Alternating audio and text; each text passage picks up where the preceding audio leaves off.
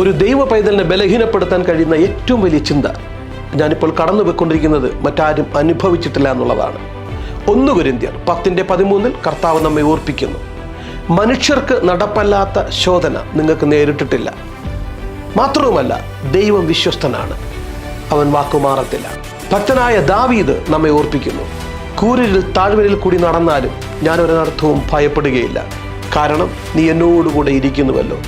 പരിശോധനകളുടെ നടുവിൽ ആശ്വാസമായി നമ്മുടെ കർത്താവ് എപ്പോഴും കൂടെ ഉണ്ടെന്നുള്ള വാഗ്ദത്തം ദൈവമക്കൾ മറന്നു പോകരുത്. കഷ്ടതകളും യാതനകളും താങ്ങാവുന്നതിലേക്ക് അപ്പുറമാണെന്ന് തോന്നുന്നുണ്ടെങ്കിൽ ഈ വചനം നിങ്ങളെ ബലപ്പെടുത്തട്ടെ. ഭയപ്പെടേണ്ട, ഞാൻ നിങ്ങളോട് കൂടെയുണ്ട്. നമുക്ക് ഒരുമിച്ച് പ്രാർത്ഥിക്കാം. കരുണയുള്ള കർത്താവേ, പരിശോധനകളുടെ നടുവിൽ അവിടുന്ന് ഞങ്ങളോട് കൂടെ ഉള്ളതിനാൽ ഞങ്ങൾ അങ്ങേ വാഴ്ത്തുന്നു.